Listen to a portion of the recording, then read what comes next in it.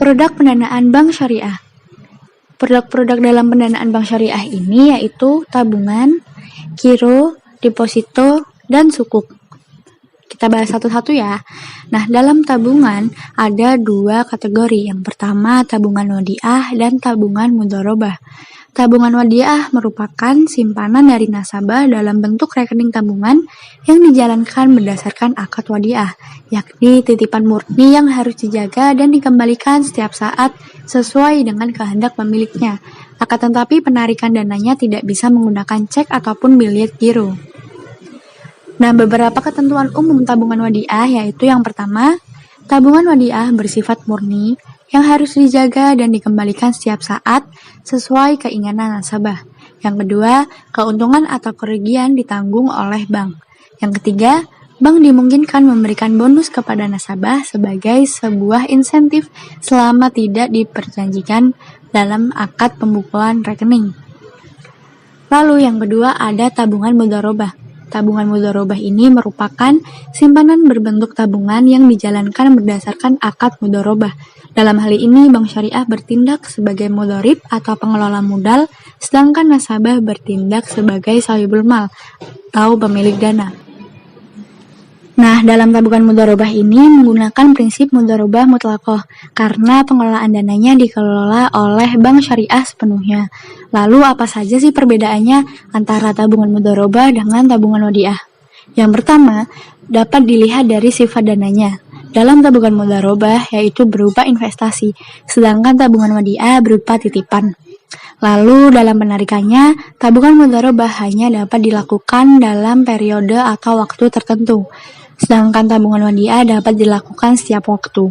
Lalu dalam pengembalian modal, dalam tabungan mudharabah tidak dijamin dikembalikan 100%, sedangkan tabungan wadiah dijamin dikembalikan 100%.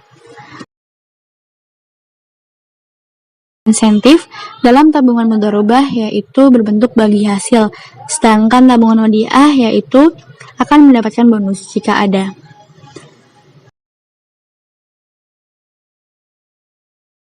Lalu kita lanjut ke produk selanjutnya yaitu giro. Giro dibagi menjadi dua, ada giro wadiah dan giro dengan prinsip core. Nah, giro wadiah ini merupakan produk pendanaan bank syariah yang berupa simpanan dari nasabah dalam bentuk rekening giro untuk keamanan dan kemudahan pemakaiannya. Dinamakan giro wadiah karena dijalankan berdasarkan akad wadiah. Dalam kaitannya dengan produk giro, bank syariah menerapkan prinsip wadiah yad damanah, yakni nasabah bertindak sebagai penitip yang memberikan hak kepada bank syariah untuk menggunakan atau memanfaatkan uang atau barang titipannya. Sedangkan bank syariah bertindak sebagai pihak yang dititipi, yang disertai hak untuk mengelola dana titipan dengan tanpa mempunyai kewajiban memberikan bagi hasil dari keuntungan pengelolaan dana tersebut. Namun demikian, bank syariah diperkenankan memberikan insentif berupa bonus dengan catatan tidak disyaratkan sebelumnya. Nah, berikut beberapa fasilitas giro wadiah yang disediakan bank untuk nasabah. Di antaranya ada buku cek, biliet giro, wesel bank, kartu ATM, dan traveler cek. Selanjutnya ada giro dengan prinsip core. Giro dapat menggunakan prinsip core ketika bank dianggap sebagai penerima pinjaman tanpa bunga dari nasabah deposan. Bank dapat memanfaatkan dana pinjaman dari nasabah deposan untuk apa saja, termasuk untuk kegiatan produktif, mencari keuntungan. Sementara itu, nasabah deposan dijamin akan memperoleh kembali dananya secara penuh, sewaktu-waktu nasabah ingin menarik dananya. Sebenarnya, antara wadiah yad damanah dengan qard memiliki implikasi hukum yang sama. Lalu kita masuk ke pendanaan bank syariah selanjutnya. Ada produk deposito. Nah, deposito ini juga dibagi menjadi dua. Ada deposito dengan prinsip mudharabah al-mutlaqah dan deposito dengan prinsip mudharabah al-muqayyadah.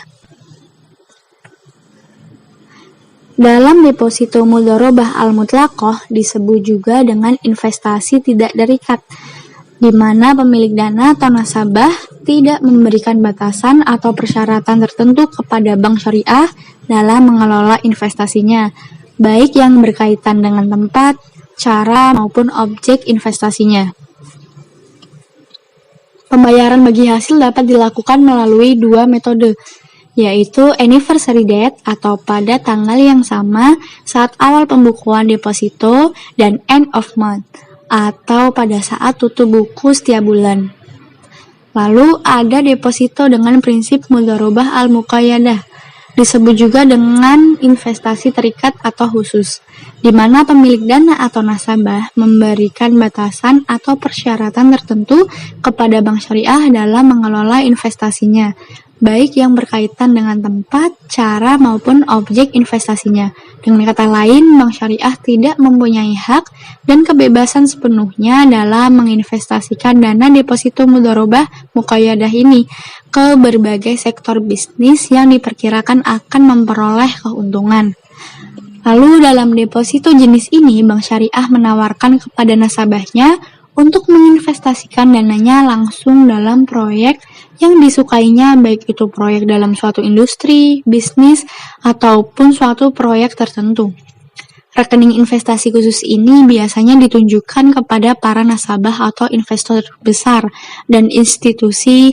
Jangka waktu investasi dan bagi hasil disepakati bersama dan hasilnya langsung berkaitan dengan keberhasilan proyek investasi yang dipilih. Lalu produk yang terakhir yaitu sukuk. Nah, sukuk ini ada sukuk mudharabah dan sukuk al-ijarah.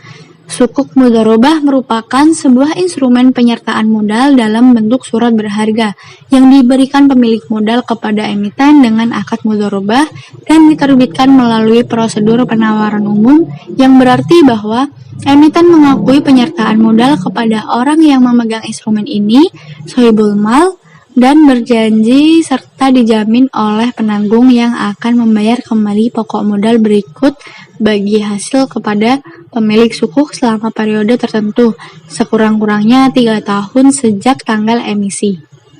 Lalu sukuk ijarah merupakan sukuk yang diterbitkan berdasarkan perjanjian menggunakan akad ijarah, di mana satu pihak bertindak sendiri atau wakilnya menjual atau menyewakan hak manfaat atas suatu aset kepada pihak lain berdasarkan harga dan periode yang disepakati, tanpa diikuti dengan pemindahan kepemilikan aset itu sendiri.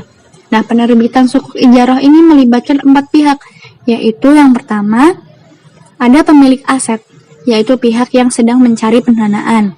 Yang kedua, ada penyewa, yaitu pihak yang menyewa aset. Yang ketiga, ada investor, yaitu pihak yang membeli sertifikat sukuk ijarah.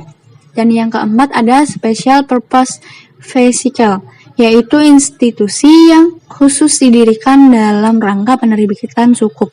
Pemilik aset dan penyewa pada umumnya satu institusi yang sama dan biasanya disebut penerbit. Nah, mungkin cukup sekian penjelasan dari produk-produk pendanaan bank syariah.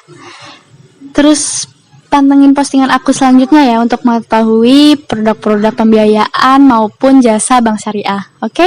Wassalamualaikum warahmatullahi wabarakatuh.